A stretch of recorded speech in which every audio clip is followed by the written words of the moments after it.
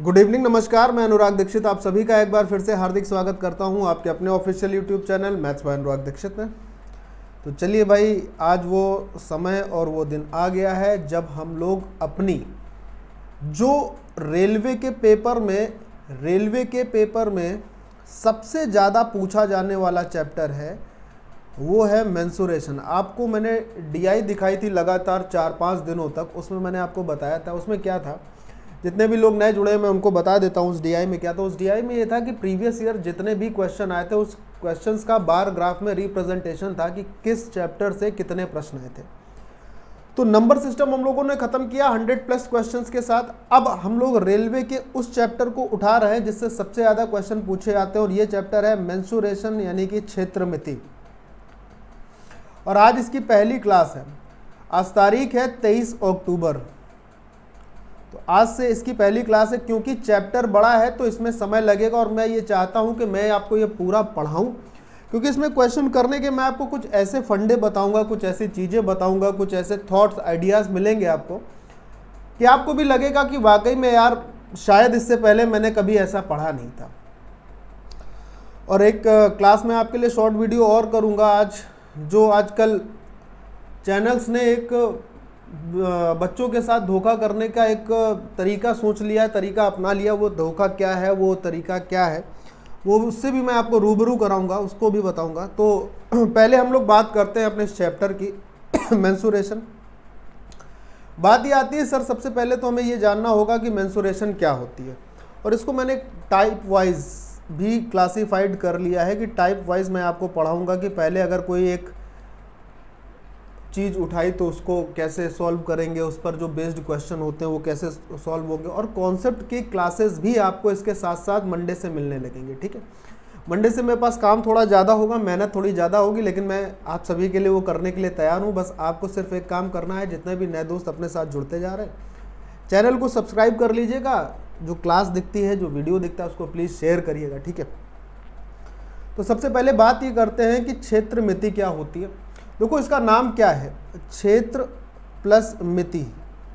तो मिति का मतलब क्या होता है? मिति का मतलब होता है मापन, यानी कि मापना। और क्षेत्र का मतलब आप लोग सभी लोग जानते हैं, क्षेत्र मतलब कोई पर्टिकुलर रीजन, ठीक है, पर्टिकुलर एरिया।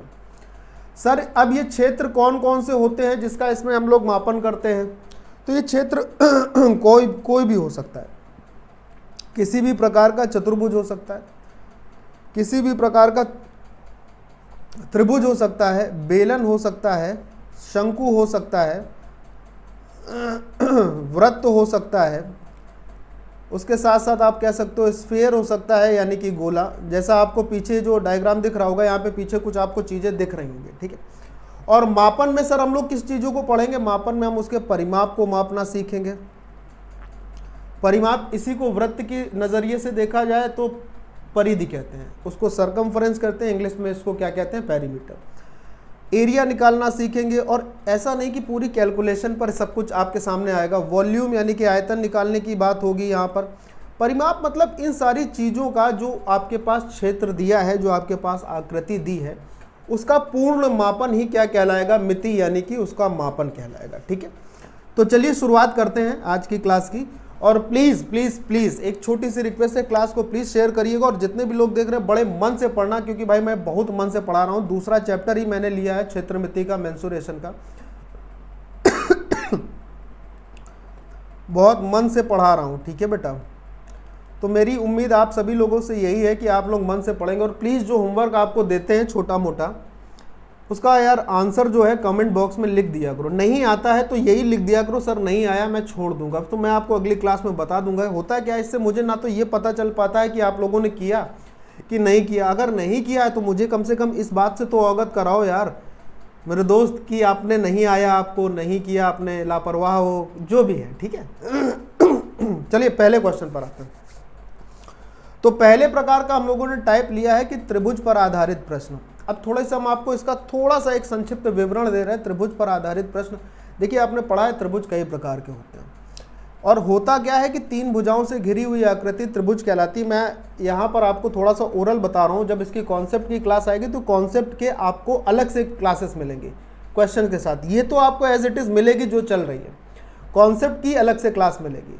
तो जब उस कॉन्सेप्ट में मैं ट्राइंगल पढ़ाऊंगा तो मेंसुरेशन में त्रिभुज का जितना भी एरिया होता है उससे जितने भी क्वेश्चन बन सकते हैं वो सारे के सारे कवर अप होंगे। ठीक है, अभी एक आपको फिलहाल ओवरव्यू दे देते हैं कि 3 भुजाओं से घिरी हुई आकृति क्या कहलाती है। आप सभी लोग जानते हैं सर इसमें नई बात क्या बता रहे हो, त्रिभुज कहलाती है। ठीक है, नई बात तो नहीं है फिलहाल इसमें कुछ, लेकिन जब कॉन्सेप्ट सिखाएंगे अभी जब सवाल करना बताएंगे तब आप खुद में कहोगे यार ये तो नई बात थी।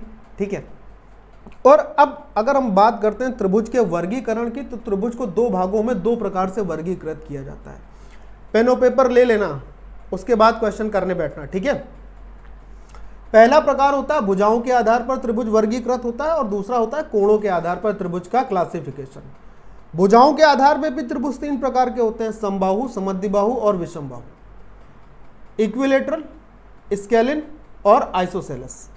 और अगर हम बात करते हैं on the basis of a angle त्रिभुज, उसमें भी 3 प्रकार के होते हैं। कौन कौन सा? समकोण, न्यून कोण, अधिक कोण, right angle triangle, acute angle triangle और ऑब्ट्यूस एंगल ट्राइंगल। ठीक है, इतनी बात ये जानकारी आपको देनी थी, तो आप इतना बात अपनी कॉपी पे नोट करना, और उसके बाद 4-5 पेज, बल्कि 4-5 पेज क्या, हाँ 3 पेज छोड़ देना, और उसके बाद से क्वेश्चंस की जो मैं चीज़ें बताऊंगा उसको आप देखना। ठीक है, चलो भाई let's start the class. First question को पढ़ते हैं। क्या रहा है पहला क्वेश्चन? तो सबसे पहले जय श्री राम, जय सरस्वती मैया की, और उसके बाद हम लोग अपना आज का पहला क्वेश्चन करते हैं। ठीक है,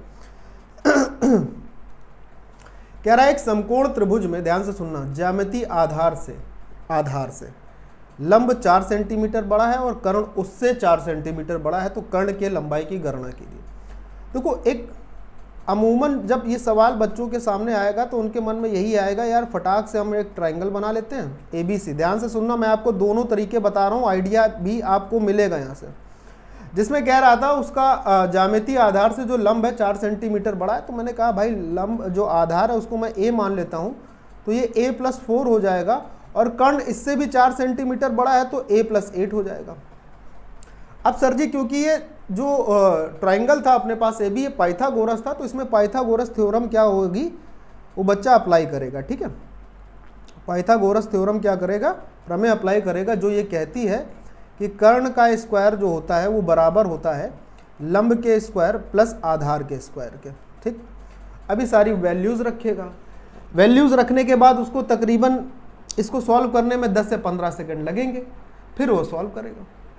अच्छा, मैं आपको क्या बता रहा हूँ उसको सुनो जरा। मैं आपको जो आइडिया दे रहा हूँ, सेकंड जो मेथड मैं आपको बता रहा हूँ, जरा ध्यान से सुनना। ठीक है, मैं आपको ये बता रहा हूँ कि जैसे ही इसने बात करी समकोण त्रिभुज की, तो आपको पता है कि समकोण त्रिभुज में हमेशा ट्रिपलेट लगती है। सर जी ये ट्रिपलेट क्या होता है?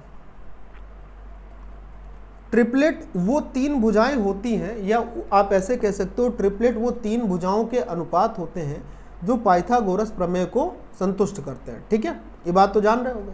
तो मैंने कहा भाई सबसे छोटी ट्रिपलेट जो होती है उसको हम लोग लिखते हैं 3, 4 और 5, सबसे छोटी ट्रिपलेट। क्लियर? अब आप ये देखो कि आप इसको मान लो कि ये आधार है, ये मान लीजिए ये लंब है, ये मान लीजिए ये कर्ण है। ठीक, अब जरा गौर से देखिएगा, कह रहा आधार से लंब 4 सेंटीमीटर बड़ा है, यानी कि जो लंब है वो आधार से 4 सेंटीमीटर बड़ा है, और कर्ण जो है वो लंब से 4 सेंटीमीटर बड़ा है। और अगर एक्चुअल में देखो तो इनके बीच का जो गैप है वो 1 का है, तो 1 का मान यहाँ से भी 4 मिल रहा है, और आप यहाँ से देखो तो यहाँ से भी 4 मिल रहा है। तो दोस्त अगर 1 का मान 4 है तो 3 का मान 12 होना चाहिए, 4 का मान 16 होना चाहिए, और 5 का मान 20 होना चाहिए। 4 पंचे 20। आपसे कह रहा था कर्ण की लंबाई की गणना कीजिए, तो कर्ण की लंबाई कितनी आ जाएगी? 20 सेंटीमीटर। अब एक बात ये थी, क्या आपने सबसे पहली बात, क्या आपने ऐसे सोचा था? क्या आपने सवाल ये जो जैसे आया, क्या आपने सवाल को ऐसे सोचा? और यदि नहीं सोचा, अच्छा अगर सोचा है तो सबसे अच्छी बात है, क्योंकि बहुत बढ़िया बात है कि अगर इस तरीके के आइडियाज़ आपके मन में आते हैं। और एक चीज़ हमेशा याद रखना कि आपके मन में आपका ये एटीट्यूड होना चाहिए कि हमसे पहले यार सवाल कोई नहीं कर सकता है। तो अगर आपको सवाल आता भी है तो फिर भी आप उसको नए नए तरीके से करने की कोशिश करिए। मैं हमेशा कहता हूँ always do the experiment with the question in your home, not in a exam. आप घर में प्रयोग करिए उस पर, और एक भी प्रयोग सफल हो गया तो आपको उस दिन मन की इतनी संतुष्टि और इतना आनंद मिलेगा कि मैं उसका वर्णन अभी नहीं कर सकता हूँ। और बाकी एक ये जो तरीका था आम जिंदगी वाला, जय जय हरि, तो राइट आंसर क्या हो जाएगा 20 centimetre. Is it clear to everyone? ठीक है, समझ में आया? और आया है अगर सबको समझ में अच्छे से तो वाई टाइप करके फटाक से आगे बढ़ेंगे। ठीक है, प्लीज सब लोग वाई जरूर टाइप कर देना अगर आया। ठीक है, अगला सवाल देखिए। आप लोग भी कोशिश किया करो कि जैसे सवाल आए तो आप लोग भी उसको करने की कोशिश किया करो। जब तक क्लास लाइव नहीं मिल रही तब तक तो रोक के कर सकते हो ना आराम से, कोई जल्दी भी नहीं होती है। चलिए देखिए क्या कह रहा है। कह रहा है एक समद्विबाहु त्रिभुज का परिमाप इतने सेंटीमीटर है, इसका आधार समान भुजाओं का 6/5 गुना है, क्षेत्रफल ज्ञात करें। मेरी बात बहुत ध्यान से सुनिएगा। सबसे पहले जानकारी ले लो कि समद्विबाहु त्रिभुज क्या होता है। समद्विबाहु त्रिभुज का मतलब, मान लो एक त्रिभुज है अपने पास PQR। समद्विबाहु त्रिभुज का मतलब होता है ऐसा त्रिभुज जिसकी दो भुजाएं आपस में बराबर हों। तो जैसे यहाँ पर PQ भुजा हमने QR के बराबर कर दी, तो इसमें दो बातें होती हैं। एक तो भुजा बराबर होती है और दूसरी बात है कि जो बराबर भुजाएं हैं ना, वो तीसरे जो भुजा थी जो बराबर नहीं थी उस पर जो कोण बनाएगा वो भी हमेशा बराबर होगा। तो अगर ये x डिग्री है तो ये भी x डिग्री होगा। सपोज करिए ये भुजा A थी, ये भुजा A थी, ये भुजा B थी। ठीक है, अच्छा जी, अब कह रहा है इसका परिमाप जो है वो 32 सेंटीमीटर है। कहने का मतलब ये है परिमाप क्या होता है, त्रिभुज का तीनों भुजाओं का योग। तो आप ये समझोगे कि A+A+B जो होगा ये इस त्रिभुज का परिमाप होगा। देखो बेटा, हम आपको पूरी बात लिख के बता रहे हैं कि कुछ नए बच्चे भी अपने साथ जुड़े होंगे। ठीक है, तो इसका मतलब A+A+B बराबर ये आपको 32 सेंटीमीटर दिया। हालांकि इस सब की जरूरत नहीं है, आपका उत्तर ऐसे ही आ जाएगा। लेकिन थोड़ा सा सोच लो, समझ लो। ठीक, अच्छा, कह रहा है इसका आधार जो है समान भुजाओं का 6/5 गुना है, यानी जो समान भुजाएं हैं वो 5 के अनुपात में है और जो अलग भुजा है वो 6 के अनुपात में है। तो इसका मतलब 5 5 10 और 6 16। तो 16 जो है अगर इसको आप y मान लें या कुछ और मान लें तो ये 32 सेंटीमीटर के बराबर है। तो आप कहोगे y का मान 2 सेंटीमीटर आ जाएगा।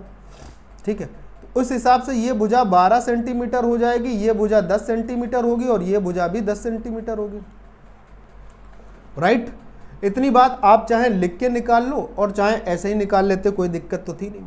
अच्छा, अभी ये कह रहा है कि इसका क्षेत्रफल निकालो। ये हमें बताने में इतना टाइम लग रहा है, ये 10 सेकंड का सवाल नहीं है दोस्तों, 10 सेकंड का। अब जरा गौर से सुनना मेरी बात। जैसे कह रहा था क्षेत्रफल निकालो, तो अब जैसे समद्विबाहु त्रिभुज का क्षेत्रफल आया तो बच्चों के मन में फॉर्मूला आता है कि यार सर जी एक ये फॉर्मूला होता है ना, √S इसको हीरोइंस फॉर्मूला बोलते हैं, S-A, S-B, और जहाँ पे S क्या होता है, S होता है A+A+B/2 यानी परिमाप का आधा। ऐसे आप करोगे आंसर निकालोगे। This is the first idea. ये एक सवाल को करने का एक आम तरीका है जो कि सब लोग इस्तेमाल करेंगे ही करेंगे। ठीक है, this is a natural way, आम तरीका। अब मैं आपको कुछ अलग सिखाने की कोशिश करता हूं, जरा मेरे दोस्त ध्यान से सुनना। ठीक है, देखो ये अपने पास समद्विबाहु त्रिभुज था, गौर से देखना ध्यान से। आपको पता है कि अगर त्रिभुज चाहे समद्विबाहु हो चाहे समबाहु, इसका अनुपात लिख लेते हैं। यहाँ 5 के रेशियो में था, ये 5 के रेशियो में था, ये 6 के रेशियो में था। ठीक, इतनी बात तो ठीक। आपको पता है कि अगर त्रिभुज चाहे समबाहु हो चाहे समद्विबाहु हो तो उसके शीर्ष से अगर हम सामने की भुजा पर एक एल्टीट्यूड डालते हैं, एक लंब डालते हैं, तो वो लंब उसका सामने की भुजा को द्विभाजित भी करता है। तो इसका मतलब इतनी भुजा भी 3 के अनुपात में होगी, इतनी भुजा भी 3 के अनुपात में होगी। डाउट तो है नहीं, पक्का? अच्छा गुरु, अब एक मेरी बात ध्यान से सुनना और समझना। देखो जरा, ये जो है आपको एक समकोण त्रिभुज बनता दिख गया पूरा, ये 90 डिग्री पे गिर रहा है। तो देखो अगर ये इसका कर्ण 5 है और ये 3 है तो ये जो लाइन होगी ये 4 के अनुपात में होगी। पाइथागोरस तो यही कहती है, अभी हम लोगों ने पढ़ा था। अच्छा, यहाँ से आपको पता चल चुका था कि अगर 5 5 10 और 6 16 बराबर 32 है तो 1 का मान 2 आएगा। तो अगर 1 का मान 2 है तो 4 का मान निश्चित तौर पर 8 होगा और 6 का मान निश्चित तौर पर 12 होगा। राइट, अब समकोण त्रिभुज का क्षेत्रफल लगा दीजिए इसमें सिर्फ 1/2 आधार गुणे ऊंचाई, आधार है 12, ऊंचाई है 8, 2 से कट गया 6 बार में और 6 अट्ठे 48। देखो एक लाइन में उत्तर आएगा, एक लाइन में। This is the second idea and you must try it, second idea. और ये सेकेंड मेथड जो है मुझे लगता है बहुत अच्छा रहेगा। तो राइट आंसर क्या हो जाएगा? Option number C. बोलिए क्लियर है? क्लियर है? क्या आपने इस सवाल को, जो ऊपर इतना बड़ा इसमें लिखा जा रहा था, महाभारत पूरा ये ग्रंथ बनाया जा रहा था, क्या इस ग्रंथ को आपने ऐसे सोचने की कोशिश करी सवाल आने के बाद भी? और अगर नहीं कोशिश करी तो मेरे दोस्त यही मैं आपको सिखाना चाह रहा हूँ कि आप ऐसे सोचो। तो कब शुरू करोगे? पेपर के बाद? हाँ, या शादी के बाद? जब बच्चा आके पूछेगा पापा पापा, मम्मी मम्मी, ये हमको बताओ, तो अच्छा रुको यार एक बार हमें सोचने दो, तब करोगे? नहीं, अभी टाइम है। चलिए अगला सवाल देखिए। देखो भाई, इस सवाल का उत्तर हम ऐसे देख के बता सकते थे कि इस सवाल का जो उत्तर होगा वो 7 का गुणज होगा, लेकिन जब मेरी नज़र ऑप्शन पे गई तो मुझे वहाँ पे रुकना पड़ा, क्योंकि सारे के सारे ऑप्शन 7 से कटने वाले थे। कैसे? जरा देखते हैं। कहता है किसी त्रिभुज का जो परिमाप है वो 28 सेंटीमीटर है। बहुत बढ़िया भाई, ध्यान से सुनिएगा। अब ये नहीं पता था कि यहाँ पे त्रिभुज कौन सा है, तो आप जब ये ना बताया जाए कि त्रिभुज कौन सा है तो आप उसको कोई भी मान सकते हो, इसमें तो कोई दिक्कत ही नहीं। तो मैंने कहा ये भुजा इसकी ए मान लेता हूँ, इस भुजा को मैंने बी कर दिया, इस भुजा को मैंने सी कर दिया। अब इसका एक छोटा तरीका भी हम आपको बताएंगे, ठीक है? तो ये ए बी सी जो है, ए प्लस बी प्लस सी जो है, ये आपको 28 सेंटीमीटर दे रखा था। क्लियर? परिमाप तीनों भुजाओं का योग, राइट? कहता है इसकी अंतः त्रिज्या 3.5 है। मेरे दोस्त, अगर अंतः त्रिज्या की बात की है तो इसका मतलब इस त्रिभुज के अंदर जो है एक वृत्त बना होगा, ठीक है? और उस वृत्त की जो त्रिज्या की बात की गई है, तो उस वृत्त की जो त्रिज्या है, यहाँ मान लो पॉइंट O है, इस वृत्त की जो त्रिज्या है ये वाली, ये है 3.5 सेंटीमीटर। और कह रहा था इसी का क्षेत्रफल आपको निकालना था। तो क्या ये सवाल कठिन था? आप बताओ, ये सवाल कठिन है क्या? अगर है तो बता सकते हो, कोई समस्या नहीं है। भाई वृत्त का क्षेत्रफल क्या होता है? रेडियस दे रखी है। वृत्त का क्षेत्रफल यही तो होता है ना कि 1/2 आधार गुणे ऊंचाई, ये होता है। क्या होता है? पाई आर स्क्वायर तो नहीं होता है? अच्छा, तो वृत्त का क्षेत्रफल होता है पाई आर स्क्वायर, ठीक। अब जरा अगर पाई आर स्क्वायर आप लगाते हो तो ये हो जाएगा 22/7। गौर से सुनना बेटा मेरी बात ध्यान से, गुणे आर स्क्वायर का मतलब 7/2 का होल स्क्वायर, तो 7/2 दो बार, 7 से 60 कैंसिल, 2 से 11 बार ये कट गया, 11 सस्ते 77, 77/2 का मतलब सर जी ये तो दशमलव में आएगा, तो यहाँ पर तो ये आंसर नहीं आ रहा है। यही तो बात थी इस सवाल की कि पूछा क्या गया था और जवाब क्या मिल रहा है। इसकी अंतः त्रिज्या 3.5 सेंटीमीटर है, तो आपको समझना यह था कि ये क्षेत्रफल आपसे वृत्त का पूछा है या फिर त्रिभुज का। आपने फटाक से देखो, गलती यही होती है, मिस्टेक बस इतनी होती है, आपने सवाल पढ़ा जल्दी से और पहली चीज में जो आपके दिमाग में आ गया उसको आपने किया और आप आगे बढ़ गए। जरूरी था ये? नहीं था ना? तो जब अगर जरूरी नहीं था तो काहे ये किए बताओ? नहीं करना चाहिए ना। अब मेरी बात ध्यान से सुनो, इसका मतलब ये आपको करना ही नहीं था, वृत्त का क्षेत्रफल नहीं निकालना था, आपको निकालना था क्षेत्रफल त्रिभुज का। अब यहाँ पर मैं आपको दो तरीके बताऊंगा, ध्यान से सुनना। तो भाई अगर इस त्रिभुज का क्षेत्रफल निकालना है दोस्त, मेरी बात ध्यान से सुनना और थोड़ा सा ध्यान से बताने की कोशिश करना।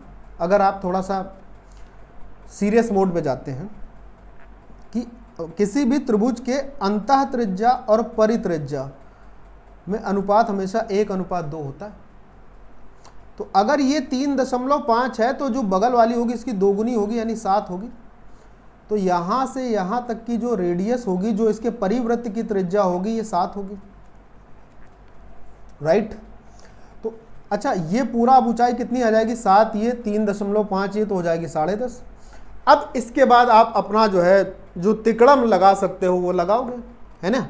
लेकिन ठहर जाओ, लेकिन सुनो, मैं आपको क्या बताने जा रहा हूं कि जब कभी भी ऐसा सवाल आएगा, ध्यान से सुनना मेरी बात, आपको निकालना हो त्रिभुज का क्षेत्रफल, ये बात आप नोट कर लेना कॉपी पेन में, यहाँ पे जो मैं बता रहा हूं, ये जरूरी नहीं कि त्रिभुज कौन सा हो, कोई भी त्रिभुज हो उसके लिए बोल रहा हूं मैं, ठीक है। यहाँ पे कोई पर्टिकुलर ट्राइंगल की बात नहीं किया था। किसी भी त्रिभुज का क्षेत्रफल निकालना हो आपको, और अगर उसका परिमाप आपके पास दिया है प्लस साथ ही साथ उसकी अंतः त्रिज्या यानी स्मॉल r दी है, तो दोनों को लिखिए और 1/2 से गुणा करिए। तो यहाँ पर 1/2, परिमाप 28 है, अंतः त्रिज्या 7/2 है। 4 से कटेगा 7 बार और 7 सत्ते आ जाएगा 49, यानी कि उस त्रिभुज का क्षेत्रफल क्या हो जाएगा 49 सेंटीमीटर स्क्वायर। बात समझ में आई? क्या बताया एक बार फिर से सुन लीजिए। किसी भी त्रिभुज का अगर आपके पास परिमाप है और उसकी अंतः त्रिज्या आपको पता है, तो क्षेत्रफल निकालने के लिए आपको सिर्फ इसमें 1/2 से मल्टीप्लाई कर देना है, काम खत्म हो जाएगा। क्लियर? हाँ या ना का जवाब दीजिए, आगे बढ़ते हैं, ठीक है। राइट, होप सो ये बात समझ में आई होगी। और इसको यार प्लीज़ यार मेरी रिक्वेस्ट है, कहीं कॉपी पेन लेकर इसको जो नोट जरूर कर लिया करो। ये सारी चीज़ें जो होती हैं, ठीक है, इन सबको नोट जरूर करते रहना। ये मेरा आपसे छोटा सा निवेदन है कि नोट्स बनाते रहना, ठीक है भाई, प्लीज़ कहीं भी पढ़ा करिए, नोट जरूर बना लिया करिए। नेक्स्ट क्वेश्चन देखते हैं। चलो भाई, देखिए सवाल कुछ इस तरीके का है, देखते हैं। दो समरूप त्रिभुज में उनकी संगत भुजाओं का अनुपात इतना है, बड़े त्रिभुज का क्षेत्रफल ये है, तो छोटे त्रिभुज का क्षेत्रफल ज्ञात करिए। बहुत बढ़िया सवाल है। इस पे इस एप्लीकेशन पर बहुत सारे सवाल आते हैं, ध्यान से सुनना। दो समरूप त्रिभुज, अब समरूप का मतलब क्या होता है, देखो उसके नाम से उसका काम स्पष्ट हो रहा है कि उनका रूप सम है। रूप सम होने का मतलब वो एक जैसे दिखते हैं, जैसे जुड़वा भाई होते हैं, जुड़वा बहनें होती हैं, दिखती एक जैसी हैं, लेकिन जरूरी नहीं कि वो एक जैसी हो। उनकी अपनी अलग प्रॉपर्टीज होती हैं, उनके अपने अलग कैरेक्टरिस्टिक होते हैं, किसी को कुछ पसंद होता है, किसी को कुछ पसंद होता है, लेकिन दिखते एक जैसे हैं। तो वही हाल है समरूप त्रिभुज का, ठीक। समरूप त्रिभुज देखने में एक जैसे होते हैं। सिमिलरिटी क्या होती है इनमें, समानता क्या होती है कि एक त्रिभुज के तीनों कोण दूसरे त्रिभुज के तीनों कोण के बराबर होंगे, ठीक है, क्लियर। समरूप त्रिभुज ये समरूप हैं, ये सर्वांगसम नहीं है। आप याद रखना, नोट कर लेना कि हर दो सर्वांगसम त्रिभुज तो समरूप हो सकते हैं। सर्वांगसम त्रिभुजों को समरूप कहा जा सकता है। Congruent triangle must be similar, but similar triangle should not be congruent, this is not possible. आप समरूप त्रिभुजों को सर्वांगसम नहीं कहेंगे। क्लियर है मेरी बात? नोट करिएगा जरूर जरूर। और जितने नए दोस्त अपने साथ जुड़ रहे हैं, देख रहे हैं, प्लीज़ चैनल को लाइक करिएगा, सब्सक्राइब जरूर कर दीजिएगा, ठीक है, छोटी सी बात। चलो देखो दोस्त, तो समरूप त्रिभुज की प्रॉपर्टी ये कहती है कि अगर दो त्रिभुज समरूप हैं, सपोज करिए ये ए बी सी है और ये एक्स वाई जेड है, ठीक है, तो आपको ये पता हुआ कि त्रिभुज ए बी सी समरूप है त्रिभुज एक्स वाई जेड के। तो इसमें काफ़ी सारी प्रॉपर्टी होती है। तो सबसे पहली प्रॉपर्टी क्या होती है, मेरी बात ध्यान से सुनना और समझने की कोशिश करना, ठीक है, कि इनके क्षेत्रफलों के जो अनुपात होते हैं वो इनकी संगत भुजाओं के वर्गों के, संगत भुजा के अनुपात के वर्ग के बराबर होते हैं, ठीक। तो अगर ये S1 कर देता हूँ, इसको S2 कर देता हूँ, अगर ये इसको मैंने कर दिया R1 कर दिया, इसको R2 कर दिया, इसको कर दिया C1, इसको कर दिया C2, इस C1 की जगह D कर लो, D1 कर दिया, इसको D2 कर दिया, तो ये भी आपस में बराबर होंगे। R1 का रेशियो R2 के साथ प्लस उसका वर्ग, और D1 का रेशियो D2 के साथ प्लस उसका वर्ग। इसके साथ साथ एक और बात कि इनकी जो ऊंचाइयां होती हैं उनके अनुपात का वर्ग भी आपस में क्या होगा, उनके एरिया के बराबर होगा। अगर ये H1 है और ये H2 है तो आप इसमें बराबर ये भी लिख सकते हो, क्या, H1/H2 का होल स्क्वायर भी उनके एरिया के अनुपात के बराबर होता है, ठीक है, नोट करिएगा। चलो दोस्त देखो, अनुपात क्या था, क्षेत्रफलों का अनुपात था 72 पहले दिया था, दूसरा हमको निकालना था, जबकि इसके अनुपात क्या दिए हुए थे, 1 और 3। तो बड़ी भुजा जो थी वो 3 के अनुपात में थी, तो 3 ऊपर लिख लीजिए, छोटी भुजा 1 के अनुपात में थी, स्क्वायर कर दीजिए। तो भाई 3 त्रिका 9, 9 से इसको काटेंगे 8 आ जाएगा, तो x का मान आ जाएगा 8, यानी कि छोटे वाले त्रिभुज का क्षेत्रफल क्या होगा 8 सेंटीमीटर स्क्वायर। बोलिए ठीक है मेरे भाई, मेरे दोस्त, मेरे यार, इस बात को नोट जरूर कर लेना, ठीक है। बार बार कहते हैं, अंडरलाइन कर देते हैं, समझा देते हैं कॉन्सेप्ट पढ़ाएंगे तो हम ये भी बताएंगे कि बराबर कैसे होते हैं। अभी तो मैंने बताया कि इनके अनुपात उनके वर्गों के अनुपात के बराबर होते हैं। जब कॉन्सेप्ट आपको बताएंगे तो मैं ये भी बताऊंगा कि कैसे होते हैं, ठीक है। चलें बढ़े अगले प्रश्न की ओर। चलिए देखिए अगला प्रश्न, चलिए देखिए और इसका सवाल का उत्तर बताइए। पहले आप लोग कोशिश करिए, फिर मैं आपको बताता हूं कि ये दोनों तो आंसर इसके नहीं हो सकते थे, ये भी आंसर नहीं होगा तो आंसर होगा ये। सर जी इतनी जल्दी निकल सकता है? श्योर निकल सकता है, बिल्कुल निकल सकता है, क्यों नहीं निकल सकता देखते हैं। कहता है एक समबाहु त्रिभुज का शीर्ष लंब 15 सेंटीमीटर। गौर करना मेरे दोस्तों, समबाहु त्रिभुज मतलब ऐसा त्रिभुज जिसकी तीनों भुजाएं आपस में क्या होंगी, बराबर। अगर तीनों भुजाएं बराबर होंगी तो इसका मतलब इसके जो तीनों कोण थे वो भी आपस में बराबर होंगे। कहने का मतलब ये कोण और ये कोण आपस में क्या होंगे, बराबर होंगे, राइट। इसका शीर्ष लंब यानी कि किसी भी इस त्रिभुज के किसी भी शीर्ष से अगर सामने की भुजा पर हम एक परपेंडिकुलर डालते हैं, सपोज करिए डी बिंदु पर मिलता है और ये लंब है तो मेरे भाई ये जो AD की लंबाई है ये आपको 15 सेंटीमीटर दे रखी है। कहता है त्रिभुज का क्षेत्रफल क्या होगा। मेरी बात बहुत ध्यान से सुनना, आप ऐसे ही निकाल दोगे। अब मेरे दोस्त आप इसमें देखो, क्योंकि ये समबाहु त्रिभुज कहा था तो कई बच्चों के मन में शुरुआत से ही √3/4 भुजा स्क्वायर निकल चल रहा होगा, ये चलने लगा होगा। फिर वो भुजा ज्ञात करेंगे और तब जाके कहीं उत्तर मिलने की उनकी उम्मीदें बढ़ेंगी, राइट। क्लियर है मेरी बात? इसमें तो कोई डाउट होगा नहीं किसी को कि जो कह रहे हैं वो सही है। अच्छा मैं इस भाग को जो CD है ना, इसको मैं x मान लेता हूँ। और ये हर एक कोण कितने डिग्री का होता है, 60 डिग्री का, सबको पता है। मैं केवल त्रिभुज ADC को देखता हूँ। मैं यहाँ पर आपको एक नया आइडिया दे रहा हूँ सवाल को करने का, ये तो सब लोग कर लोगे। नया आइडिया देखिए, क्या आपने इस सवाल को ऐसे सोचा था? सर जी नया आइडिया क्या है? आपको देखो मैंने बता रखा है कि अगर समकोण त्रिभुज होता है, कोई भी कोण 90 डिग्री का बनता है और ये एंगल अगर 60 होता है, क्या होता है 60, तो लंब और आधार का जो अनुपात होता है, कई बार बता चुके हैं लेकिन फिर भी बात यह है ना कि एक बार और बता देते हैं। लंब और आधार का जो अनुपात होता है वो √3:1 होता है। क्या होता है? √3:1 जब एंगल 60 डिग्री होता है। ये मैंने हाइट एंड डिस्टेंस में भी पढ़ाया है, राइट। अच्छा मेरे दोस्त, अच्छा ये बताओ कि अगर इसका लंब जो है वो 15 सेंटीमीटर दिया और यहाँ पर अनुपात उसका √3 है, तो इसका मतलब आप ये कह सकते हो ना √3 का मान 15 होगा। तो 1 की वैल्यू क्या होगी? आप कहोगे सर 15/√3। क्लियर? तो भाई ये अगर 15/√3 आया है तो ये भी तो 15/√3 होगा। ये दोनों बराबर होते हैं। मैंने बताया था कि सामने की भुजा को मध्य बिंदु पर काटता है, चाहे वो समबाहु और चाहे समद्विबाहु हो।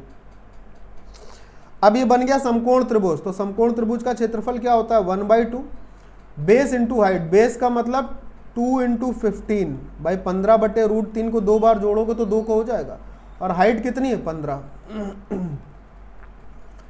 2 से 2 कट गया भाई। अगर आप √3 से ऊपर नीचे मल्टीप्लाई करते हैं तो ये 3×5 = 15, 15 × 75 √3 आंसर आ जाएगा सेंटीमीटर स्क्वायर। और यही मैंने आपको बताया था ठीक है। आप इसको उस फॉर्मूले से जो था उससे भी कर सकते थे।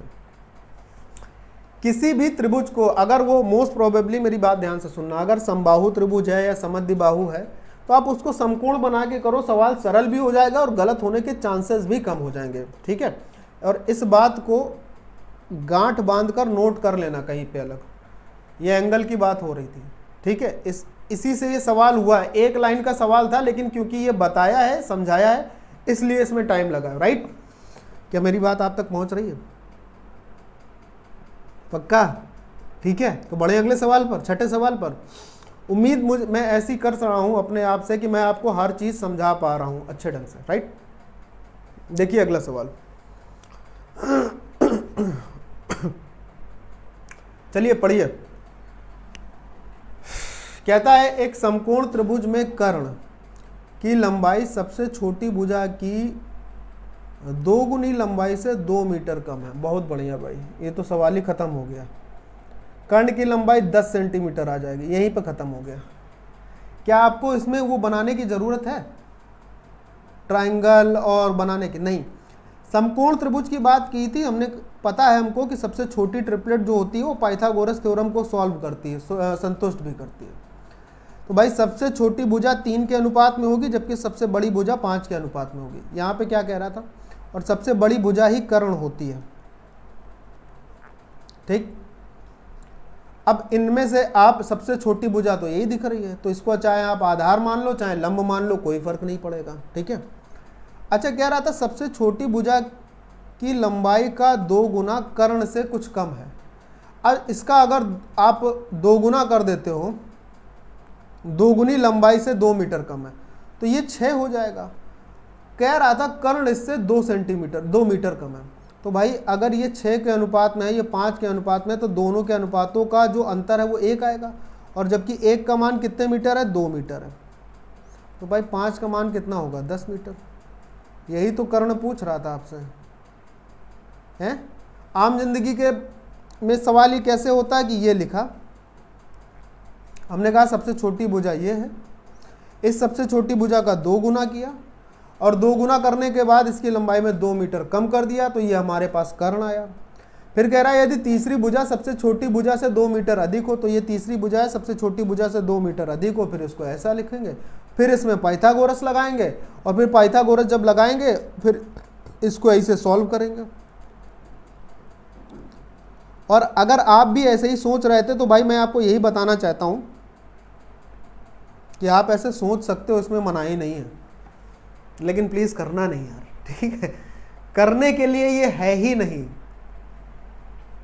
अब किसी के मन में अगर ये बात आई है कि सर जी जरूरी है कि हम 3, 4 या 5 की ट्रिपलेट ही सोचें, बिल्कुल जरूरी नहीं है। आप बहुत बड़ी ट्रिपलेट भी सोच सकते हो, लेकिन वो सोचोगे कब, किसके आधार पर? सोचोगे आप ऑप्शन के आधार पर। आपको दिख रहा है हर हाल में ऑप्शन जो है वो 13 से बड़े है ही नहीं, और आपको ये पता है कि 3, 4, 5 की एक ट्रिपलेट बनती है, और इसी में अगर 2 का गुणा कर देते हैं तो 6, 8, 10 की एक ट्रिपलेट बनती है, जबकि एक ट्रिपलेट 5, 12, 13 की बनती है। इसके अलावा इस क्वेश्चन में अगर कर्ण की लंबाई पूछा है तो कर्ण की लंबाई किसी में भी 13 से ज्यादा तो थी नहीं, तो मतलब इन्हीं में काम हो जाना था अपना। अब आप ऐसे भी चेक कर सकते थे कि ये भी आपको करने की जरूरत नहीं पड़ती, अगर आप 6, 8, 10 वाली ट्रिपलेट लेते तो देख लेते, ऐसे ही आंसर आ जाता कि इसका अगर आप 2 गुना करेंगे तो ये इसके कर्ण से 2 मीटर कम है, और जो तीसरी भुजा है ये सबसे छोटी भुजा से 2 मीटर ज्यादा है। ऐसे भी कर सकते थे। ये आपकी चॉइस पर निर्भर करता है कि आप क्या सोचते हो सवाल में। ठीक है, बहुत ज़्यादा निर्भर करता है कि आपने सवाल को कैसे करना शुरू किया। तो मुझे लगता है this is the best approach and the best method. ठीक है, तो ऐसा नहीं कि मैंने तुक्के में कोई ट्रिपलेट उठाई और वो मैंने आपको बता दी, इसका भी रीज़न था कि ये ट्रिपलेट ही क्यों उठाई है। ठीक है, हाँ चलिए फिर अगला सवाल देखते हैं। कहता है एक आयत है जिसके आयाम 4 सेंटीमीटर और 5 सेंटीमीटर को एक समबाहु त्रिभुज में बनाया जाता है। अच्छा, तो इस प्रकार के समबाहु त्रिभुज का क्षेत्रफल क्या होगा?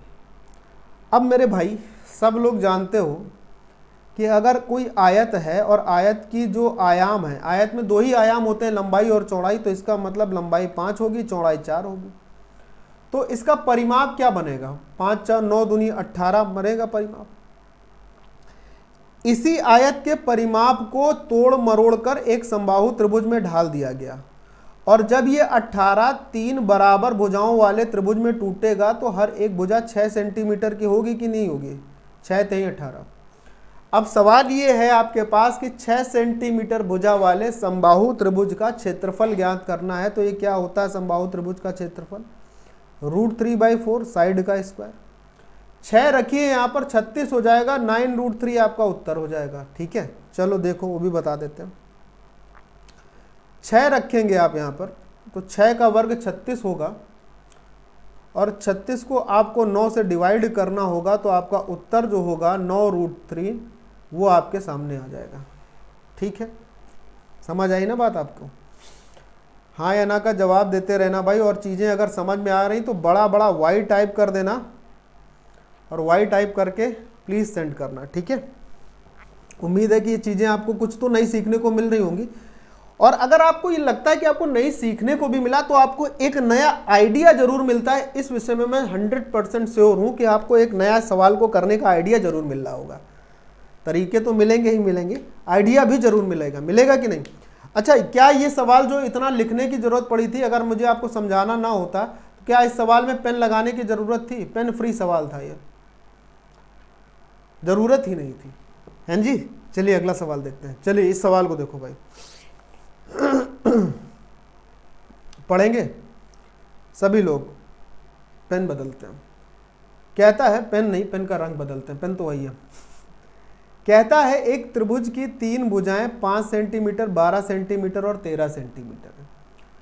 इतनी लाइन जैसे ही पढ़ी गई तो समझ में आया कि अगर यार 5, 12 और 13 सेंटीमीटर है तो इसका मतलब ये जो त्रिभुज है ये समकोण त्रिभुज है, हैं जी। A B C 5, 12, 13 centimetre. आगे बढ़ते, कह रहा है इन त्रिभुज की तीनों भुजाओं के मध्य बिंदुओं को जोड़कर, इसका मध्य बिंदु ये मान लेते हैं, इसका मध्य बिंदु ये मान लेते हैं, इसका मध्य बिंदु ये मान लेते हैं। और अगर अब हम इन तीनों को जोड़ते हैं, ध्यान से सुनना बेटा मेरी बात, बहुत ध्यान से सुनिएगा, ठीक है। इन तीनों को मैंने जोड़ा, तो जोड़कर ये जो त्रिभुज प्राप्त हुआ है इसको मैं नाम दे देता हूं डी ई एफ। ये जो डी ई एफ मिला है, कह रहा है इस त्रिभुज का क्षेत्रफल ज्ञात करना है। तो भाई इस त्रिभुज का क्षेत्रफल 7.5 होगा। पूछे क्यों? सबसे पहली बात आपको एक चीज ध्यान रखनी होगी कि किसी भी त्रिभुज में जरूरी नहीं कि वो समकोण हो, जरूरी नहीं कि वो समकोण हो, कोई भी त्रिभुज हो, अगर उस त्रिभुज की ध्यान से सुनना, एक शीर्ष से जाने वाली 2 भुजाओं के मध्य बिंदुओं को मिलाया जाता है तो ये जो लाइन बनती है वो तीसरी भुजा के समांतर होती है, ठीक है। याद रखेंगे, नोट कर लेना।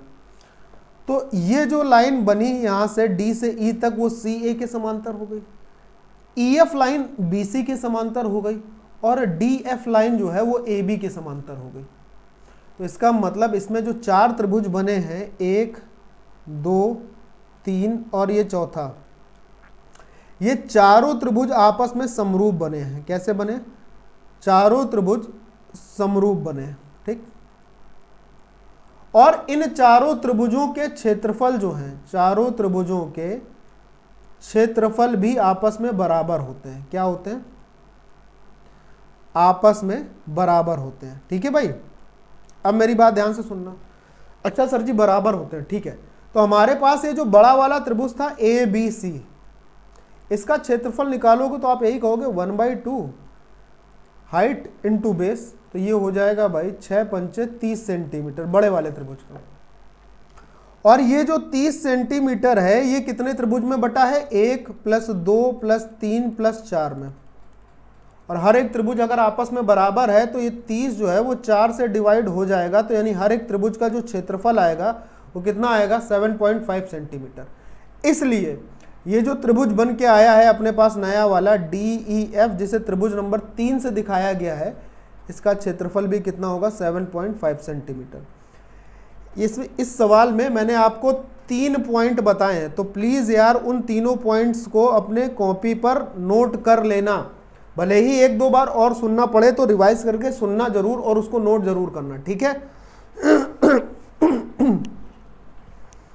ये छोटी छोटी बातें होती हैं जो पेपर में जब आप एक रफ कॉपी, एक फेयर कॉपी बनाते हो तो उस फेयर कॉपी का बड़ा महत्व होता है। भाई हमने तो खूब बनाई है और बड़े अच्छे नंबर हासिल होते थे। अभी ज़िंदगी की जद्दोजहद में नंबर हासिल करना बाकी है। कुछ कई बार 3-4 बार नंबर हासिल किए, लेकिन उन हासिल हुए नंबरों को मैंने महत्व तो नहीं दिया, ठीक है। कहने का मेरा मतलब आप लोग समझ रहे होंगे। अगला सवाल देखते हैं, चलो पढ़ो। पढ़िए इस सवाल को। तो ये सवाल आपसे कह रहा है कि भूमि का एक त्रिभुजाकार भाग जिसकी भुजाएं 72 मीटर, 30 मीटर और 78 मीटर हैं को 20 पैसे प्रति वर्ग मीटर की दर से समतल करने की लागत क्या आएगी? मेरा आंसर आ जाएगा 62819, ये खट से आएगा। पूछो सर जी, आपने सर जी इस क्वेश्चन का आंसर पक्का देखा है, ये इतनी जल्दी सॉल्व नहीं हो सकता है। ये इतनी ही जल्दी सॉल्व होगा जितनी जल्दी हमने किया है। लॉजिक है उसके पीछे, पहले आपको समझाते हैं पूरा, फिर उसके पीछे हम आपको लॉजिक भी बताते हैं। देखो, इतनी बात पढ़कर ये समझ में आया कि अगर 72 मीटर और 30 मीटर और 78 मीटर भुजाएं हैं तो इसका मतलब वो एक विषमबाहु त्रिभुज होगा। ठीक है,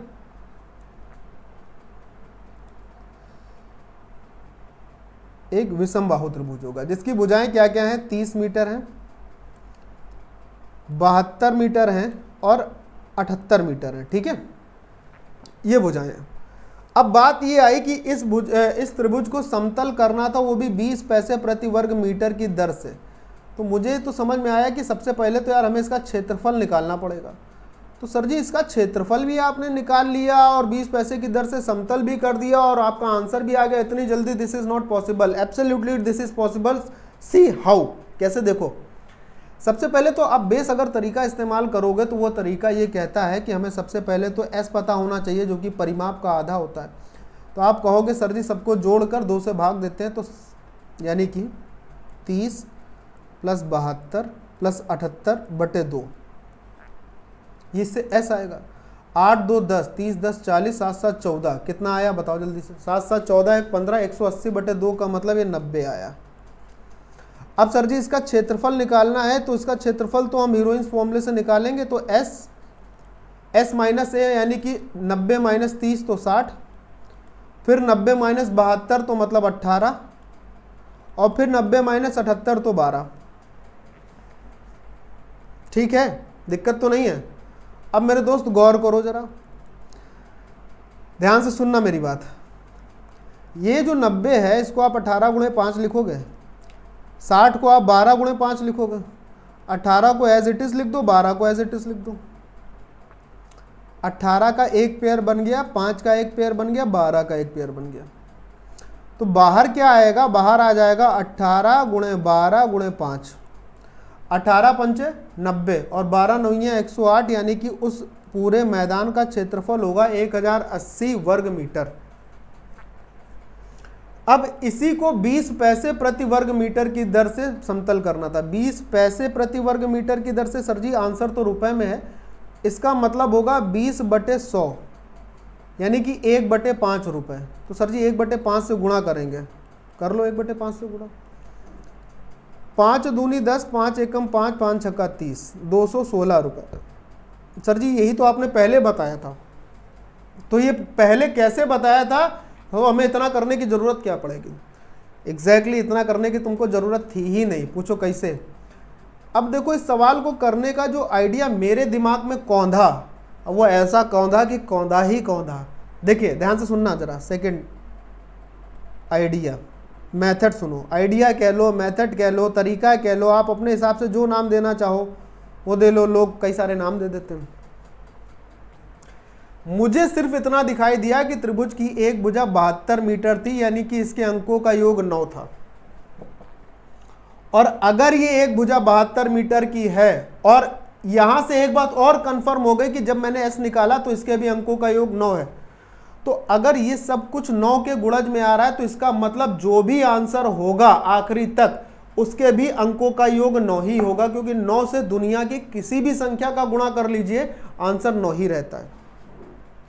तो मैंने देखा इसके अंकों का योग 9 नहीं है, इसके अंकों का योग 9 नहीं है, इसके अंकों का योग 9 नहीं है, इसके अंकों का योग 9 था, ये आंसर कर दिया।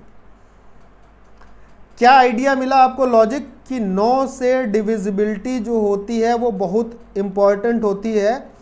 ये एबिलिटी आपको अपने आप में डेवलप करनी पड़ेगी कि आपको यूज़ कैसे करनी और कब करनी है।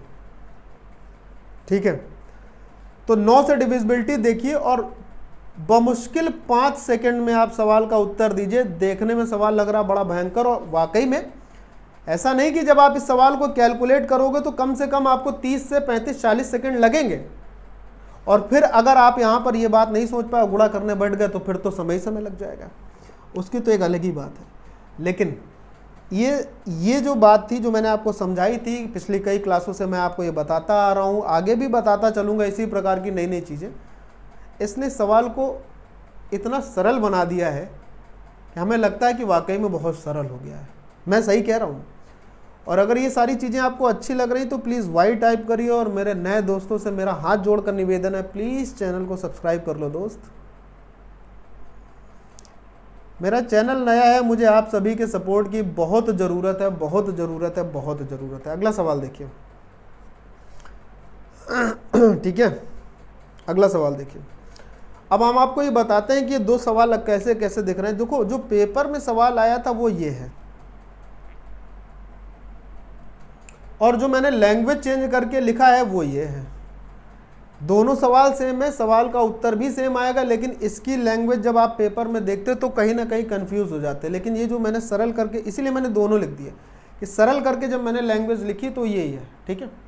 अब हाँ, जो तीसरा चौथा ऑप्शन इसका था, उसको आप ऐसा कर सकते हो कि एक चौथा ऑप्शन जो नहीं दिख रहा है, कुछ ज़्यादा बड़ा हो गया क्या? 1 मिनट रुकना, तो हम आपको चौथा ऑप्शन दिखाते हैं। ठीक है, 1 मिनट रुकिएगा, मैं आपको चौथा ऑप्शन 9.8 है चौथा ऑप्शन। ठीक है, चलिए हम आपको लिख देते हैं, 9.8 है चौथा ऑप्शन। तो यहाँ पर डी ऑप्शन आप लिख लो, है लेकिन वो नीचे छुप गया है। डी ऑप्शन आप लिख लीजिए, 9.8 मीटर है। ठीक है, चलो भैया इस सवाल को करो। अब चाहे आप ऊपर को पढ़िए चाहे नीचे को पढ़िए, ये आप पे डिपेंड करता है। कहता है एक त्रिकोण के भुज जो है 16 मीटर, 12 मीटर और 20 मीटर है। तो जैसे ही ये सवाल आपके सामने आया, आपने देखा यार सारी भुजाएं अलग अलग हैं, इसका मतलब त्रिभुज विषमबाहु होगा, पक्की बात है। फिर उसके सबसे बड़े लंबे भुज की लंबाई निकालनी है। तो ये लैंग्वेज अगर पेपर में एज इट इज़ में रख देता तो ये लैंग्वेज आपको बहुत ज़्यादा कंफ्यूज करती। सबसे पहली बात, आपने सबसे बड़ी बात जो मिस कर दी वो पहली लाइन की ही मिस कर दी कि अगर किसी त्रिभुज की भुजाएं 16 मीटर, 12 मीटर और 20 मीटर हैं, तो ये त्रिभुज जो है ना, ये समकोण त्रिभुज है। ये 3, 4 और 5 वाली ट्रिपलेट को ही दर्शा रहा है। सब में 4 से गुणा कर दीजिए, देखिए वही बनेगा। इसका मतलब आपको एक चीज तो गुरु समझ में आ गई होगी कि ये त्रिभुज अगर समकोण है, विषमबाहु है अलग की बात है, लेकिन है तो समकोण ही। 12, 16, 20। अब जरा यहाँ पे देखिए, कह रहा है कर्ण को आधार मानते हुए इसके लंब की लंबाई बतानी है। यानी अगर ये कर्ण आधार होगा और इस कर्ण पर आप अगर लंब डालोगे तो इस लंब की लंबाई आपको, इसको P मान लो, परपेंडिकुलर, ये निकालनी है आपको। तो भैया त्रिभुज चाहे आप ऐसे देखो ABC की तरफ से एज इट इज, तो ये भी समकोण त्रिभुज बनेगा, और चाहे आप इसको AC को आधार मान के देखो तो भी ये समकोण त्रिभुज बनेगा। और अच्छा, समकोण त्रिभुज का क्षेत्रफल क्या होता है? अगर ये इसी स्थिति में होता है, यथावत स्थिति में, इसमें कोई चेंज नहीं होता, भीष्म पितामह की प्रतिज्ञा इसमें नहीं होती कि मैं चेंज नहीं हूँगा, इसमें नहीं लगी इसलिए चेंज हो रहा है, मैं बदलाव नहीं लाऊंगा अपने, मैं गंगा पुत्र भीष्म ये कसम खाता हूँ कि मैं अपने अंदर कोई भी बदलाव नहीं लाऊंगा, चाहे मैं युद्ध भूमि में हूँ चाहे मैं महल में। तो अगर ऐसे ही कसम इसने भी खाई होती तो इसमें भी बदलाव नहीं आता, लेकिन इसमें आ रहा है, इसका मतलब इसने कसम नहीं खाई थी। तो समकोण त्रिभुज का क्षेत्रफल हम भाई यहाँ से निकाल लेते हैं, 16 × 12, जो कि अपने लिए बिल्कुल भी कठिन बात नहीं है। 12 × 8 = 96, हमें पता चल गया ये 96 मीटर स्क्वायर इस पूरे समकोण त्रिभुज ABC का क्षेत्रफल होगा। अब आप इसको ऐसा देखो, चाहे इसको पलटा के देख लो, पलटा के देखोगे तो भी ये नीचे का आधार लेके चलेगा तो भी ये 96 वर्ग मीटर का त्रिभुज होगा। अब इसका आधार होगा 1/2, आधार क्या होगा AD यानी कि 20, और गुणे ये जो लंब है P। भैया 2 से 1 कट आएगा 10 बार में, और 0 ये काटोगे तो 9.6 आ जाएगा इसके लंब की लंबाई, 9.6 सेंटीमीटर। बोलो क्लियर है? हाँ या ना? और दूसरी सबसे बड़ी बात कि अगर आप इसमें थोड़ा सा दिमाग लगाते हैं तो ये जो जितना आपने लिखा है इसका एक बिंदु लिखना नहीं पड़ता। कैसे सर जी नहीं लिखना पड़ता? आप ऐसे कैसे बता रहे हो कि लिखना नहीं पड़ता? हम ऐसे ही बता रहे हैं कि लिखना नहीं पड़ता। वो इसलिए नहीं पड़ता कि आप इसकी ये भुजा पर नज़र डालें जो कि समकोण के क्षेत्रफल में काम आएगी। तो ये 3 का गुणज है, और 3 का गुणज होने का मतलब जो क्षेत्रफल आएगा वो 3 से गुणा होकर ही आएगा। और यदि क्षेत्रफल 3 से गुणा होकर आया है तो इसका मतलब है जो लंब होगा उसमें भी कहीं ना कहीं 3 से गुणा होगा ही होगा। तो कौन से ऑप्शन में 3 का गुणा जो है, जो कौन सा ऑप्शन ऐसा है जिसमें अंकों का योग 3 से डिवाइड होता है?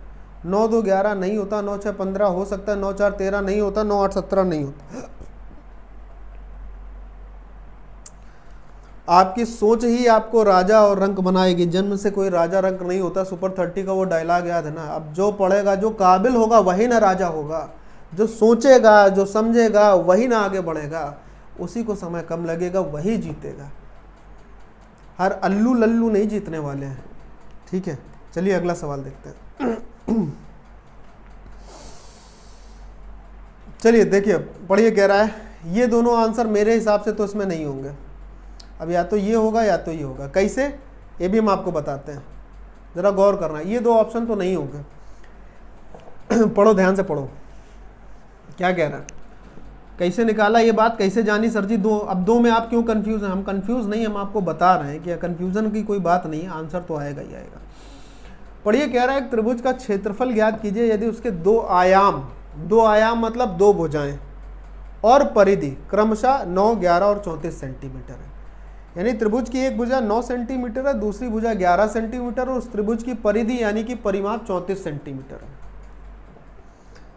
तो क्या आप ये कह सकते हो कि एक भुजा 9 सेंटीमीटर है एज यूजुअल क्वेश्चन के हिसाब से, दूसरी भुजा 11 सेंटीमीटर है क्वेश्चन के हिसाब से, लेकिन जो तीसरी भुजा आएगी 11 9 20 और 34 में से 20 माइनस कर लेंगे तो 14 सेंटीमीटर आएगी? कह सकते हो? हाँ या ना का जवाब देना, सिर्फ, और कुछ नहीं चाहिए हमको। अच्छा, इसका मतलब 9 11 14 से ये जो त्रिभुज है विषमबाहु हो गया। और विषमबाहु त्रिभुज के क्षेत्रफल में जब हम लिखते हैं तो हम लिखते हैं root of S, S minus A, S minus B, S minus C. ये जो इतनी बात हम लिख रहे हैं, इतना जो लिखकर हम अभी आए हैं, जो अभी तक लिखा है, ये मेरे दिमाग में सवाल को पढ़ते पढ़ते लिखा जा रहा था। अब इसको आप ईश्वर की देन समझिए या प्रैक्टिस का कमाल समझिए कि हम ऐसा कर पाते हैं, और आप भी ऐसा करो। और ये एस दोस्त कैसे निकलता है? एस निकलता है सर जी परिमाप का आधा। परिमाप तो दिया ही था ना, इसका आधा करोगे तो 17 आएगा। हमने यही देखा था कि 17 अपने आप में विषम संख्या है, यहाँ पर रखोगे किसी भी हालत में 17 नहीं कटेगा। हमने ये जाना कि रूट के अंदर तो 17 ही 17 आएगा, मतलब ये और 2 ऑप्शन तो नहीं हो सकते थे। अब इसमें हमारी बारी थी, ये ऐसे आया था लॉजिक के साथ। अब आप समझो कि कैलकुलेशन को कितना फास्ट होना पड़ेगा। आपका ये एटीट्यूड आपके साथ हमेशा रहना चाहिए कि हमसे पहले अगर किसी का सवाल होता है तो हमारी पढ़ाई में कमी आ रही है, हमें और मेहनत करनी पड़ेगी। ठीक है, चलो एस माइनस ए यानी कि 17 minus 9 8, S minus B 17 minus 11 6, S minus C 17 minus 14 3। अब ध्यान से देखना, 8 छंग 48 गुणे 3 144। 144 का स्क्वायर रूट होता है 12, बाहर आएगा, रूट 17 अंदर रहेगा। ऑप्शन नंबर सी आंसर होगा, डी गलत। ठीक है, अब ये मत कहना कि सर जी ये गुणा कैसे आया, बाहर कैसे 12 आ गया। प्लीज़ यार इसको दोबारा से देख लेना। वैसे मुझे नहीं लगता है कि सवाल में इतना कोई समस्या होनी चाहिए थी। बहुत ही निहायती सरल सवाल था, और उसको सरल, देखो यार आपका आइडिया ही आपको बेस्ट और वर्स्ट बनाता है। 2 चीज़ें होती हैं, आइडिया से ही आदमी बेस्ट हो जाता है और आइडिया से ही आदमी वर्स्ट होता है। ये गुड क्वालिटी की सबसे सुपरलेटिव डिग्री है, ये बैड क्वालिटी की सबसे सुपरलेटिव डिग्री है। Everything is just depend upon your idea, your thinking. आदमी की सोच और पैर की मोच आगे बढ़ने नहीं देती है। आजकल गुड्डू भैया के पैर में मोच लगी है, समझ रहे हो? चलो अगला सवाल। इस सवाल को देखते हैं और करने का प्रयास करते हैं। कुछ बड़ा भारी सा सवाल लग रहा है, एमएनपी और जाने क्या क्या इसमें लिखा है। खैर कोशिश की जाती है। बढ़ते हैं, इस सवाल को पढ़ते हैं। नए दोस्त चैनल को सब्सक्राइब करते रहें, लाइक करते रहें और प्लीज़ शेयर करते रहें। ठीक है, त्रिकोण एमएनपी, त्रिकोण मतलब त्रिभुज, कुछ एक्स्ट्रा नहीं है। ठीक है, और डीईएफ समरूप है, बहुत बढ़िया। 2 त्रिभुज हैं अपने पास, एक है एमएनपी और एक है डीईएफ। ठीक है, डीईएफ ही है ना? हाँ, डीईएफ। ये दोनों आपस में समरूप हैं, सिमिलर है। कहता है एमएनपी का क्षेत्रफल 1024 है, इसका क्षेत्रफल आपको दिया है और कह रहा है कि डीईएफ का क्षेत्रफल 144 है। क्या अच्छा ठीक है। कहता है यदि त्रिकोण एमएनपी की सबसे लंबी भुजा इतनी है, तो मैंने मान लिया कि इसकी सबसे लंबी भुजा ये थी, ये 64 थी, तो कह रहा है इस डीईएफ की सबसे लंबी भुजा यानी कि इस संगत भुजा का करस्पॉन्डिंग साइड का लेंथ बताना था। अभी आप ये थ्योरम पढ़ के आए हो, ये एप्लीकेशन आप पढ़ के आए हो कि त्रिभुज के समरूप त्रिभुजों के क्षेत्रफलों का अनुपात उनकी संगत भुजाओं के वर्गों के अनुपात के बराबर होता है। 1024/144 बराबर 64 ये क्वेश्चन मार्क जो है इसका square, whole square. Square root लोगे 1024, 32 स्क्वायर रूट हो जाएगा, ये 12 हो जाएगा, ये हो जाएगा 64 क्वेश्चन मार्क 32 दूनी 64, 12 दूनी 24, यानी क्वेश्चन मार्क जो होगा उसकी सबसे बड़ी भुजा क्या आ जाएगी 24 centimetre. Option number D is the correct answer. Simple सी थ्योरम थी, पीछे सवाल में बताई थी, एक एप्लीकेशन थी कि त्रिभुज के समरूप त्रिभुजों के क्षेत्रफलों का जो अनुपात होता है वो उनकी संगत भुजाओं के अनुपात के वर्ग के बराबर में होता है। ठीक है, फिर से बता दी, नोट कर लेना, और अगर अभी भी नोट नहीं कर पाओगे तो फिर आगे बताएंगे मेरा तो काम ही है, आपका काम है हमें नकारना, मेरा काम है हमें आपको पुचकारना। ठीक है, चलो खैर लेकिन उम्मीद है कि आप लोग समझदार हो, अब तो ढिलाई नहीं कर रहे होगे। अगला सवाल देखते हैं इसी बात पर, चलिए next question is on your screen. पढ़िए सवाल, और उम्मीद है कि सभी लोग इस सवाल को करेंगे अच्छे ढंग से, अब तक आंसर आने की उम्मीद होगी। ठीक है, 5 सेकंड और देते हैं आपको। उस त्रिभुज का परिमाप ज्ञात करना है। 12, 13, 25, 5, 30 आएगा भाई परिमाप भी। ठीक है, कैसे देखो, कह रहा है समकोण त्रिभुज की ऊंचाई और आधार के बीच 7 सेंटीमीटर का अंतर है, उस त्रिभुज का क्षेत्रफल इतना है। तो भाई समकोण त्रिभुज बनता तो ऐसा ही है ना, हम अगर ये इसका लंब होता है तो हमने कहा ये ए है ये बी है, ए और बी के बीच का जो अंतर दिया था वो आपको 7 सेंटीमीटर दिया था। अब हो सकता है आधार बड़ा हो या हो सकता है लंब बड़ा हो, अंतर पता था, इतनी बात है। कह रहा उस त्रिभुज का क्षेत्रफल 30 सेंटीमीटर स्क्वायर है, यानी कि अगर समकोण त्रिभुज का क्षेत्रफल है तो आप ये लिखोगे a into B, 1/2 a into B, ये 30 बराबर था। तो अर्थात आपको ये पता चलेगा कि a इंटू बी का मान 60 आ जाएगा। दोनों का अंतर 7 है और गुणा 60 है।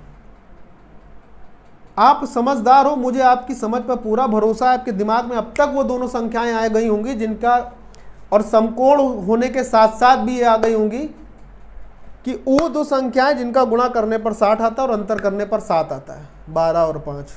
समकोण त्रिभुज है तो ट्रिपलेट को सोचो ना, क्या सोचना है। यहां पर ये जो ए और बी के मान आएंगे ये कैसे आएंगे, जब आप ट्रिपलेट सोचोगे। और ट्रिपलेट क्यों सोचोगे, क्योंकि ये बात हो रही थी समकोण त्रिभुज की। तो भाई ये 12 मान लो और इसको मान लो 5, तो समकोण त्रिभुज का जो कर्ण होगा 12, 5 से 13 होगा। परिमाप पूछ रहा था, तीनों भुजाओं को जोड़ देना यार भाई, 13 + 12 + 5 जोड़ लीजिए, 30 सेंटीमीटर उत्तर हो जाएगा। यही मैंने आपको पहले भी बताया था। अब यहाँ पर होता ये है कि आप फॉर्मूला भी लगा सकते हो, यूज़ कर सकते हो कि a - b 7 दिया है, a इंटू बी 60 दिया है, तो a + b का होल स्क्वायर क्या होगा भाई। a + b का होल स्क्वायर जब आप करोगे तो आपको क्या मिल जाएगा, बोलो हमसे बोलो। a - b का होल स्क्वायर + 4ab मिल जाएगा। मान रखोगे a + b आएगा, a - b दिया था, सॉल्व करोगे तब अलग अलग a आता, फिर b आता, फिर आप पाइथागोरस लगा के कर्ण निकालते, फिर जोड़ते। नहीं हो पाएगा, हमसे नहीं हो पाएगा।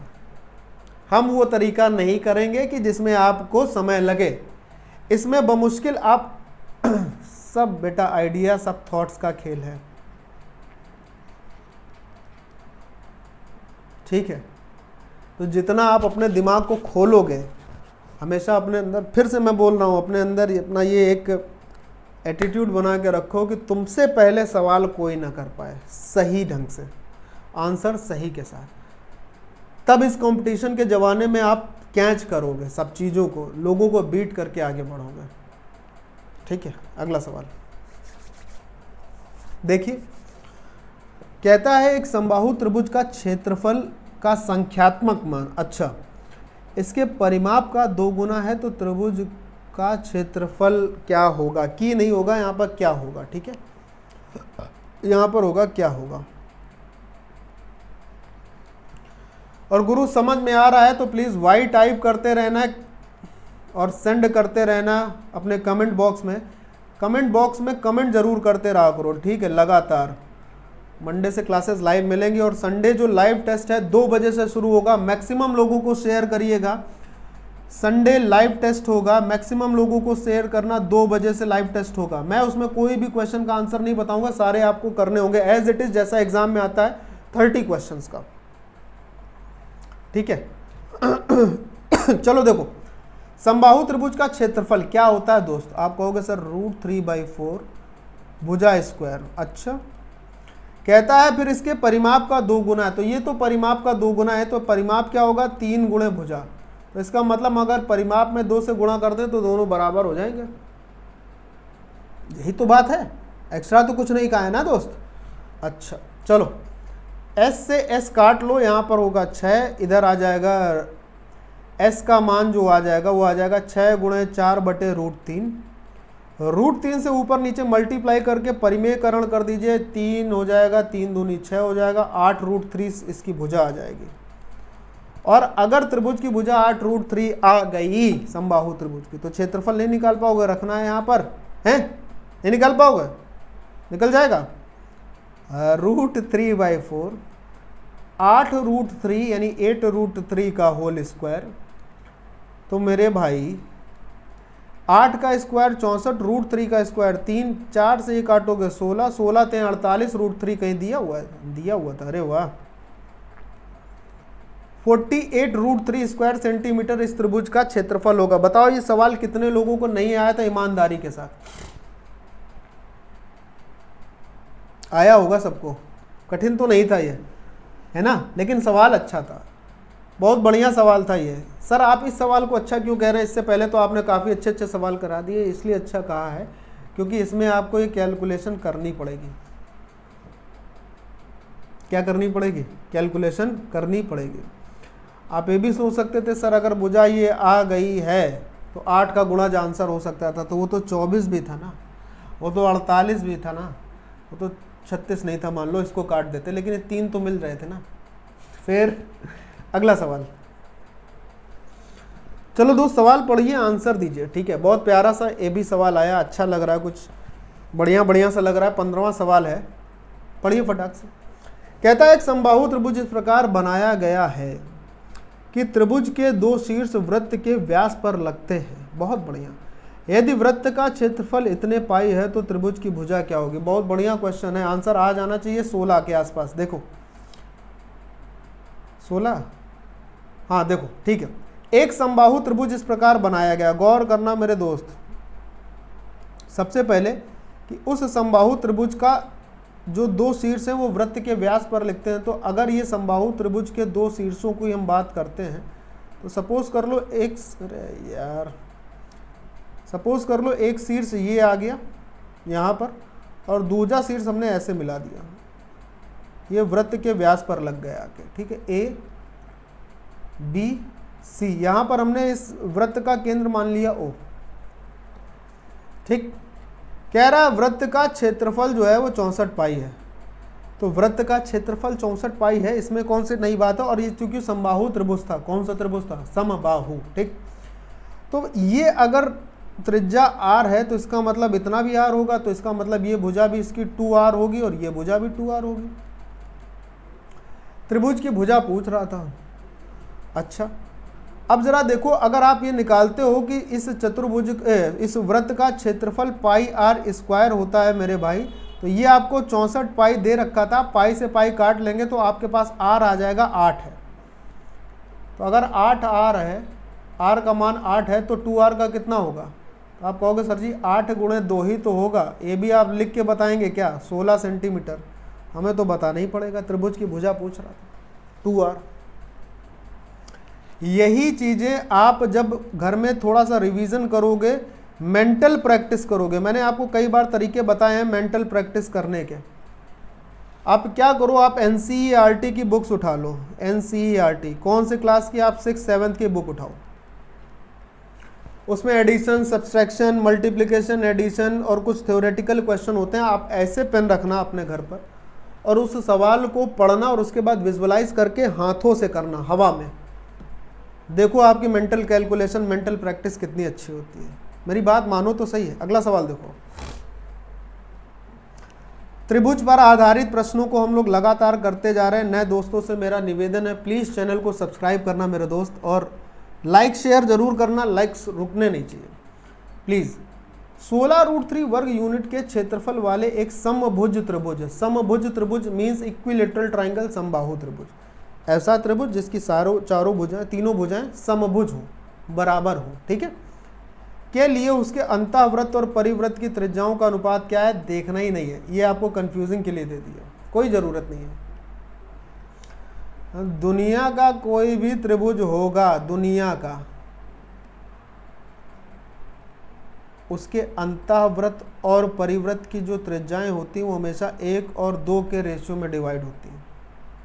ध्यान रखना, 1 और 2 के रेशियो में डिवाइड होती हैं। तो अंतःवृत्त की त्रिज्या जो होगी, स्मॉल r मान लेते हैं, वो स्मॉल 1 होगी और जो कैपिटल R होगी वो होगी 2। तो अनुपात भी क्या बनेगा? 1/2। कोई ज़रूरत नहीं थी इसकी, थी ही नहीं, कंफ्यूज करने के लिए दिया गया था। ये एप्लीकेशन अगर आपको पता है तो सवाल 2 सेकंड का भी नहीं, और 2 ही सेकंड में सवाल का उत्तर आना भी चाहिए था सभी लोगों का। सिर्फ 2 सेकंड, इससे ज़्यादा नहीं, सिर्फ 2 सेकंड, ठीक है। हर सवाल 2 सेकंड में नहीं होता। मैं उन लोगों की तरीके नहीं कर पाऊंगा कि जो थंबनेल में डाल देते हैं कि सवाल 2 सेकंड में करें, 5 सेकंड में करें। हर सवाल पॉसिबल नहीं है कि 2 सेकंड में हो जाए, हर सवाल पॉसिबल नहीं है कि 10 सेकंड में हो जाए। कुछ सवालों में 30 सेकंड, कुछ सवालों में 60 सेकंड भी लग जाते हैं, ठीक है। तो हम ऐसा ना वैसा करेंगे। हाँ, आपको ये ज़रूर बताएंगे कि सवाल को करने के छोटे से छोटे आइडिया, छोटे से छोटे शॉर्ट फॉर्म, छोटे से छोटे तरीके क्या हो सकते हैं, ठीक है। चलिए, तो ये आज की आपकी पूरी क्लास हो गई है। आज जितने भी क्वेश्चन मैंने किए थे, उम्मीद है कि आप सभी लोग उसका घर में एक बार रिवीजन ज़रूर करेंगे और मेरी उम्मीद पर आप लोग ज़रूर खरा उतरेंगे। संडे को 2 बजे से लाइव टेस्ट होगा, लाइव टेस्ट होगा। सभी लोगों को ज़्यादा से ज़्यादा शेयर करिएगा उसके लिए कि आओ बैठो देखो अपने आप को, मज़ा ना आ जाए तो कहना, ठीक है। और मोस्ट प्रोबेबली मंडे से आपको लाइव क्लासेस मिलने लगेंगी। तब तक के लिए मैं आपसे विदा लेना चाहूँगा। Take care, bye bye. Channel को सब्सक्राइब जरूर करिएगा, शेयर जरूर करिएगा, कमेंट जरूर करिएगा। Thank you so much, take care.